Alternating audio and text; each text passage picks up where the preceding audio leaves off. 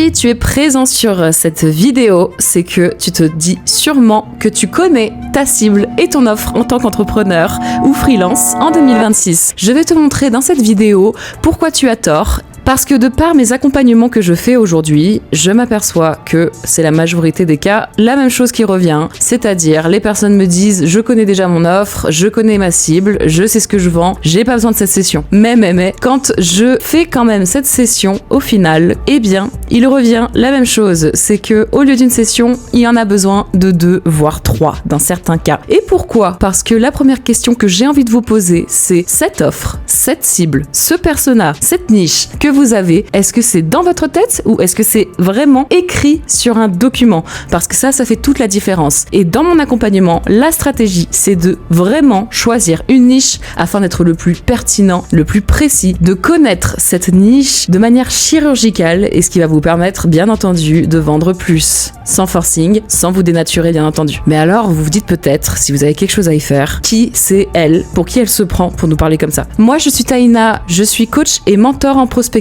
J'aide, comme vous l'avez compris, les entrepreneurs et les freelances à vendre plus, à vendre mieux, sans se dénaturer et en passant à l'action sur notamment les méthodes qui leur font le plus peur, le call calling, l'appel téléphonique à froid. Dans cette vidéo, je te montre un échange que j'ai eu avec une de mes coachées et on parle de ce que lui a apporté au final cet exercice, ce travail de profondeur sur son offre et sa niche. Donc je vous conseille de regarder jusqu'au bout car la conclusion est très intéressante et elle s'adresse directement aux entrepreneurs qui, comme vous, pensez savoir, mais finissent par tout revoir. Ceci étant dit, le but n'est pas de vous perdre, le but, c'est au contraire de vous éclairer. Et parfois, pour faire ce cheminement, il faut repasser par la restructuration de l'offre. Et oui, je sais, ça paraît contre-intuitif, mais pour une prospection sans pression, ce qui est le nom de mon accompagnement, il faut venir préparer. Et pour venir préparer, pour optimiser ses chances, optimiser son temps et faire les choses au mieux, c'est de se nicher. N'ayez pas peur de vous nicher. Je sais que c'est quelque chose qui peut paraître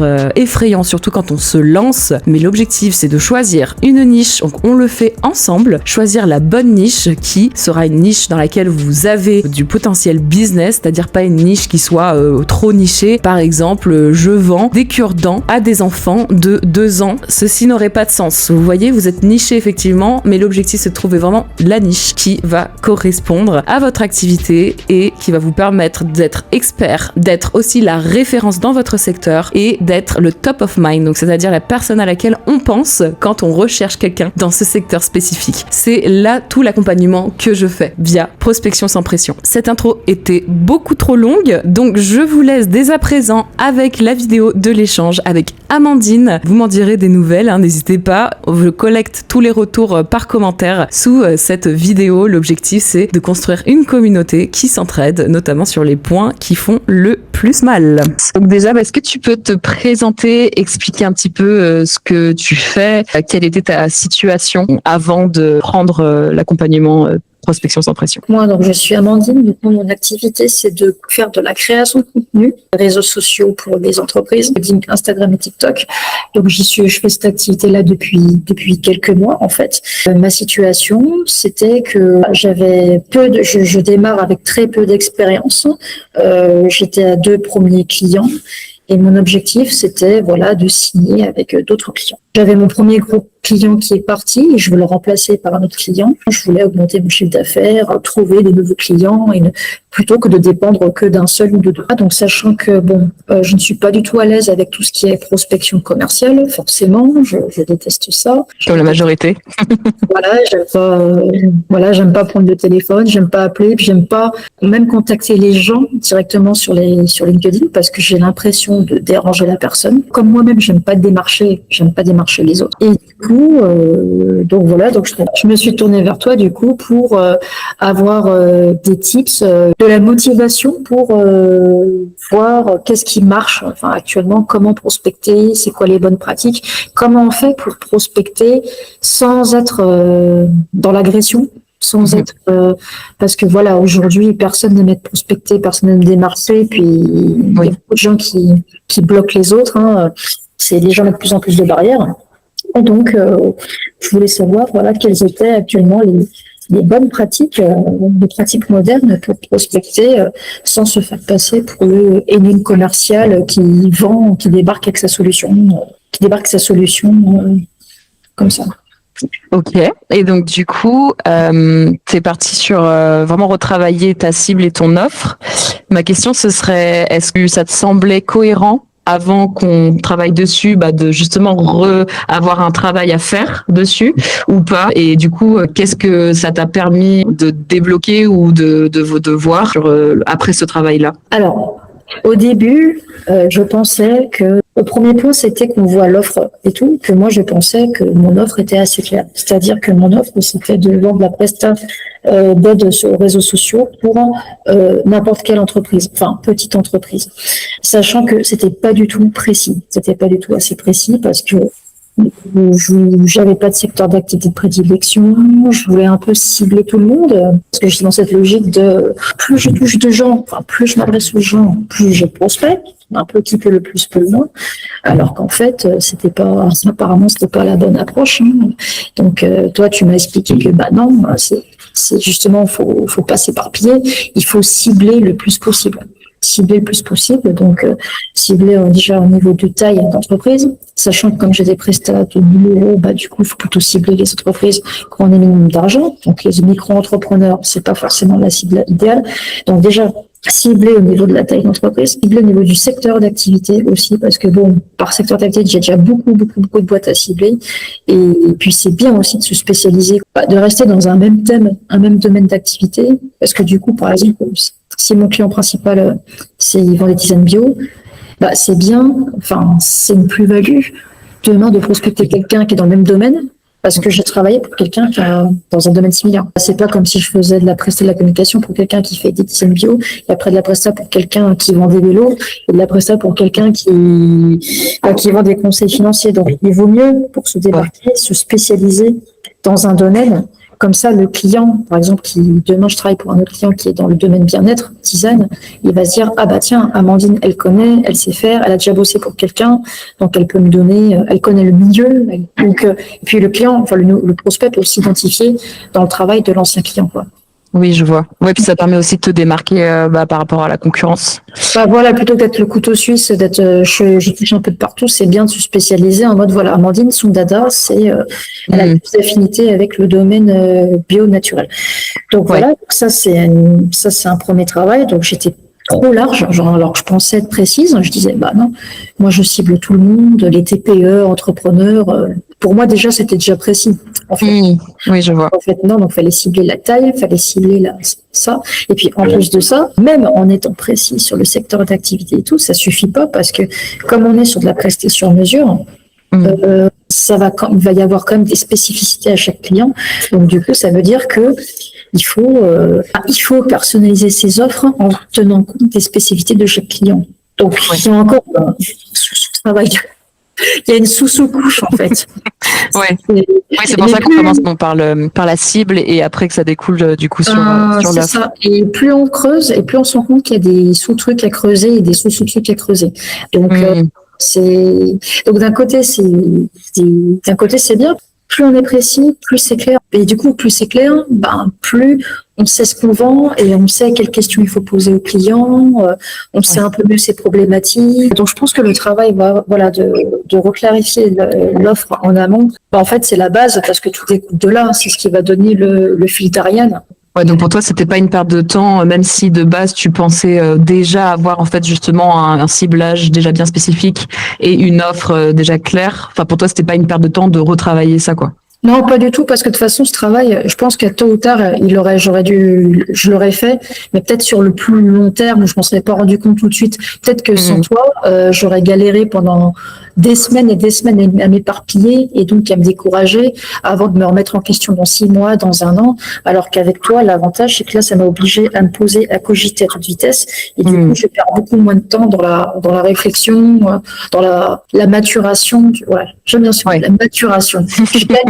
Je gagne du temps dans la maturation du projet en réfléchissant plus à l'offre, là où j'aurais perdu du temps sur 1 an.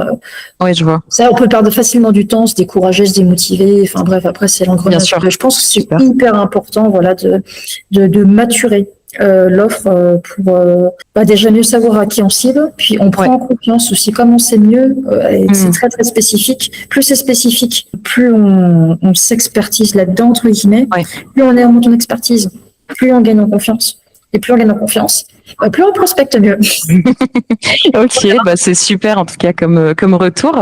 Est-ce qu'il y a eu un moment dans les sessions qu'on a faites, comment dire, où quelque chose a basculé pour toi dans tes prises de décision sur ton activité, dans ta vie pro, enfin voilà, ces sessions-là t'ont chamboulé quelque chose, ça peut être positif, ça peut être négatif, enfin, en tout cas, vraiment, sois transparente, y a pas de souci. Non, là où ça m'a, ce que je disais, là où ça m'a chamboulé, c'est de devoir m'obliger à être le plus précise possible. Et comme on en est plus précis, à force de travailler l'offre plus en profondeur, du coup, il y a des nouvelles problématiques, des nouvelles questions spécifiques à la cible que je me posais pas forcément avant. Donc, du coup, ça remet en question, du coup, l'offre et ça remet en question qu'est-ce que je dois vendre à la personne. L'exemple typique, l'audit. L'audit, c'est un exemple typique. La semaine dernière, je pensais que des fois, on pouvait se contenter de vendre un audit. Qu'il y avait des gens à qui ça pouvait suffire. En fait, c'est très corrélé, parce que ton offre dépend de ton client. Mais tes clients influencent aussi tes offres. Oui, je vois. C'est un peu un effet vase communicant. Donc, au début, je pensais vendre que de l'audit. Donc, toi, tu m'as dit que non, l'audit ne suffit pas, il faut la stratégie derrière. Donc, je me dis, s'il faut être la stratégie derrière, ça veut dire qu'il faut encore que je recalibre la personne à qui je m'adresse. Donc, c'est un effet vase communicant qui fait que j'ai un peu remis ma vie en question. J'ai remis un peu ma question. Donc, du coup, je me dis, ça veut dire qu'il faut que je peaufine l'audit. Et si je peaufine l'audit, sachant que pour l'instant, je n'ai pas la maîtrise de cette offre, ça veut dire qu'il faut que je m'auto-forme. Donc oui, il y a un petit bouleversement à ce niveau-là qui est, du coup, il faut que je me penche. La partie audit, il faut que je creuse. Donc, il faut que je m'auto-forme. Donc, du coup, ça remet des perspectives en question. Sachant aussi que l'audit, au début, ça m'a un peu fait peur parce que je me suis dit, attends, je sais pas faire. Puis toi, j'ai le syndrome de l'imposteur. Je sais pas faire. Et du coup, j'ose pas le vendre. J'ose pas le vendre dans mon offre parce que je me dis, je sais pas faire.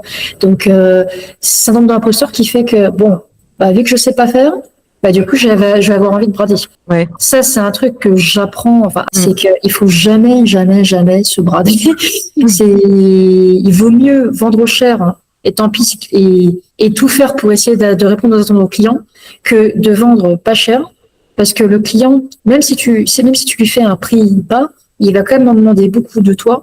Et le jour où tu voudras augmenter tes tarifs, c'est beaucoup plus compliqué. Quand le client est habitué à des tarifs bas, c'est beaucoup plus compliqué demain de lui dire, c'est bon, là maintenant, on augmente le tarif parce qu'en réalité, je vaux ça, je suis plus expérimenté que le machin, donc maintenant je vaux ça. Je pense que beaucoup de gens passent par là. Quand tu es à tes débuts, quand tu démarres l'activité, je pense qu'on passe un peu tous par là.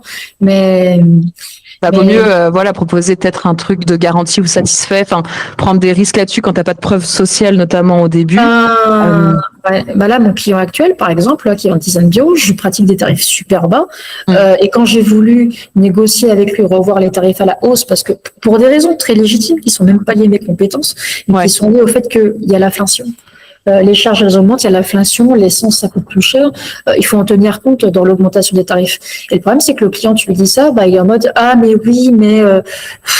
il va être comme réticent à payer plus, même si tu as des arguments derrière. Donc je pense, et ça comme tu m'as dit tout à l'heure, qu'effectivement, ça rejoint ce que tu disais tout à l'heure en fait, il vaut mieux des fois ne pas avoir de clients que d'avoir des clients qui te font chier alors qu'ils te payent une misère. Non, mais c'est vrai. Ça, c'est clair.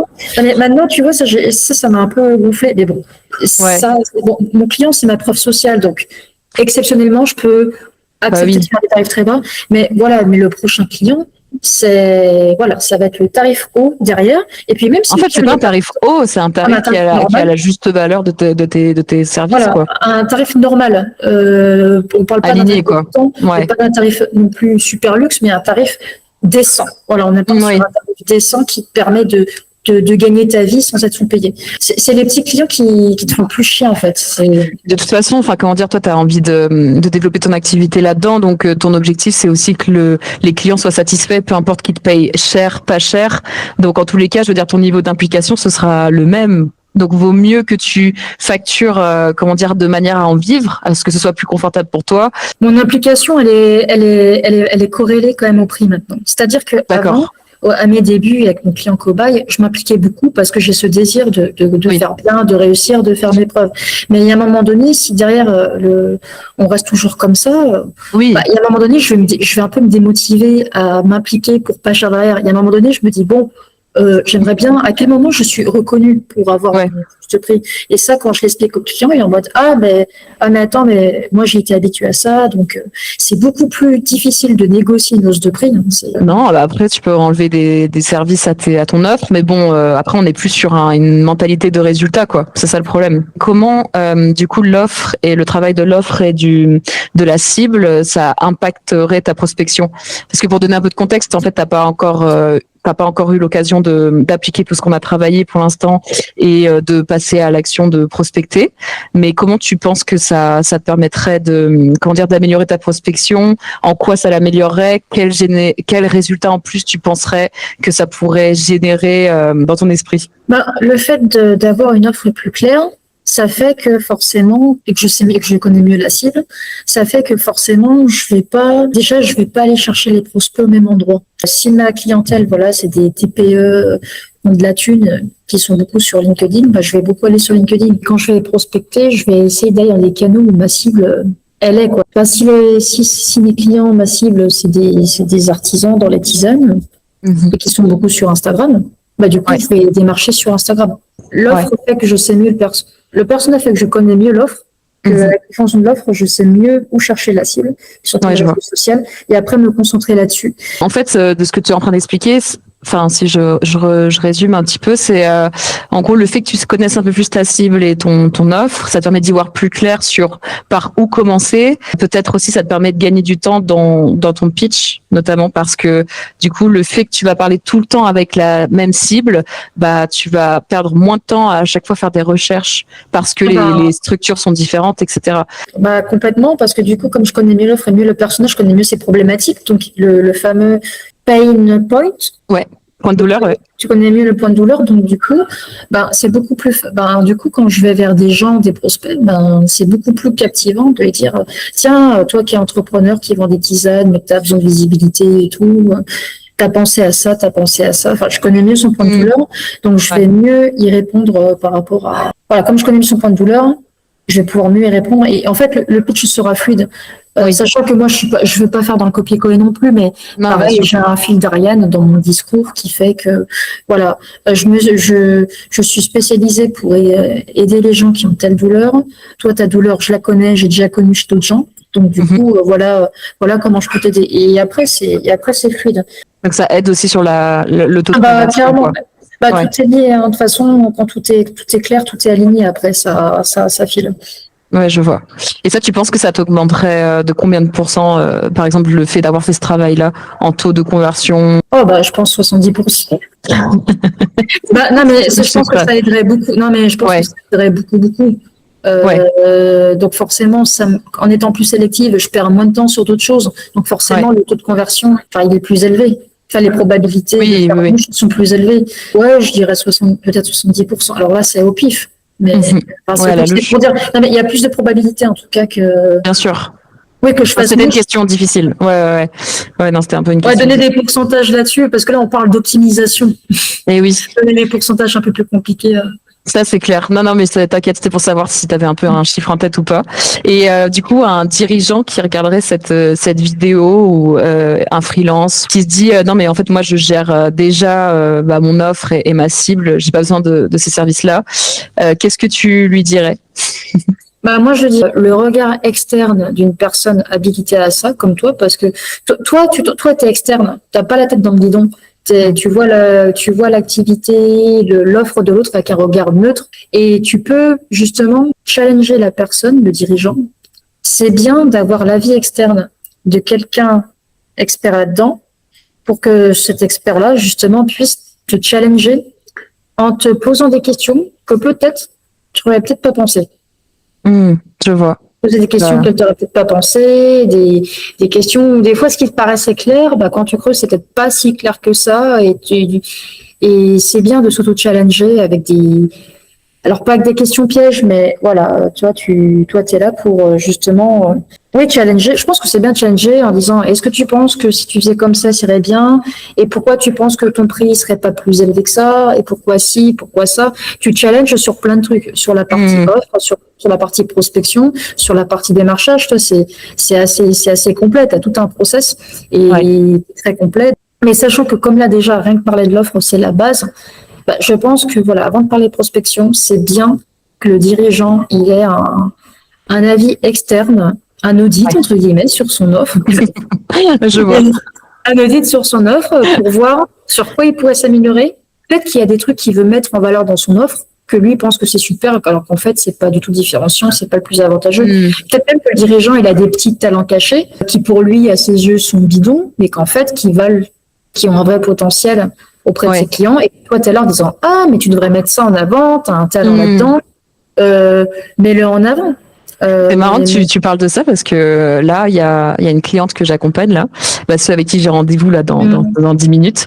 Et en fait, elles sont dans le graphisme et tu sais, elles se sont spécialisées éco-conception. Et ce truc-là, mais je l'ai retrouvé nulle part dans leurs offres. Et du coup, je leur ai dit, mais pourquoi vous le mettez pas en avant quoi? Et en plus, elles ont fait une formation et tout. Enfin, vraiment, elles se sont formées dessus. Et elles y ont pas pensé quoi. Et c'est pour ça que ça me fait vraiment tilt ce que tu es en train de me dire et ça me parce que... En fait, des fois, c'est con à dire, mais ce qui est le plus évident, en fait, elles n'ont pas parlé d'éco-conception. Moi, c'est pareil, des fois, je faisais un peu la connerie de pas mettre en avant les mots-clés. C'est parce qu'en fait, pour nous, dans notre tête, c'est tellement évident qu'on n'en parle pas. Bah, c'est ça. Mais c'est comme moi, avant de me lancer, je me disais la prospection, ça c'est logique et tout, alors que franchement, non. Quand je suis tombée sur des personnes qui m'ont dit, mais il faut relancer, là je me suis dit, mais c'est logique. Il faut vraiment aller au plus simple et puis ressortir les mots-clés. En fait, ce qui te vient spontanément, comme quand tu es à l'oral, quand tu es avec quelqu'un, à l'oral, quand tu présentes ton offre à quelqu'un, tu es dans un cadre tranquille. Cadre tranquille, pépouze, où tu parles, là comme je fais, tu parles de manière très spontanée sur ton offre, sans la pression, sans le jugement. Tu vas parler de manière beaucoup plus fluide et ressortir des mots, là par exemple l'éco-conception. Voilà, ces mots qui deviennent de manière très spontanée, ce sont ceux-là que tu dois faire ressortir dans ton offre à l'écrit. C'est super important parce que voilà, c'est le mot le plus normal, le plus simple. Et même toi dans ton discours, quand tu mets ces mots-là partout en avant de ton offre, quand tu vas parler, tu vas reprendre ces mots-là et du coup, le client, le prospect qui va avoir éco-conception dans l'offre et éco-conception dans ta bouche, ça va encore plus ancrer dans son mental ce que tu fais. Oui, je vois. Sinon, c'est perturbant parce que quand tu as une offre, tu mets tel mot-clé en avant, je fais du graphisme, et puis qu'à l'oral, je te parle d'éco-conception, éco-conception. Des fois, tu vas dire, attends, là, elle me parle d'éco-conception, mais dans son offre, elle met ça, mais je ne retrouve pas le mot éco-conception. Des fois, il y a ça peut paraître incohérent, ou alors, je vois. Ça peut paraître, entre guillemets, incohérent. Donc, il faut vraiment que les mots soient alignés à l'oral et dans l'offre. Non mais je vois. En tout cas, super retour, Amandine. Merci beaucoup pour ce témoignage. Je tenais vraiment à le faire sur la partie vraiment sur laquelle on a travaillé ensemble toutes les deux, parce que souvent c'est vraiment une partie qui est négligée et que les personnes sous-estiment. Donc voilà, ça me tenait à cœur de montrer un petit peu à ce niveau-là qu'est-ce que ça pouvait déjà apporter. En tout cas, merci beaucoup. Enfin vraiment, ça va vraiment m'aider.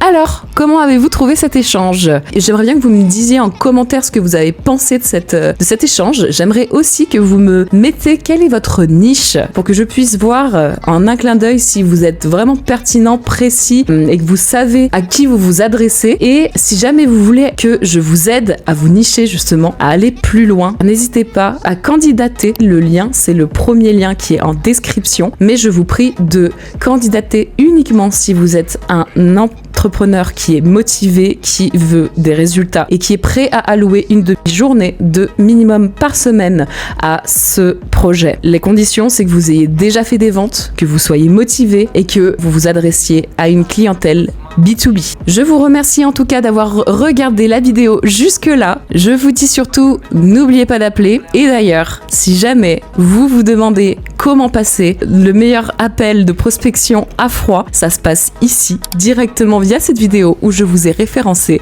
les meilleurs conseils pour réussir votre call et faire un call parfait. Bonne journée à vous et je vous dis à dans 2 semaines pour la prochaine.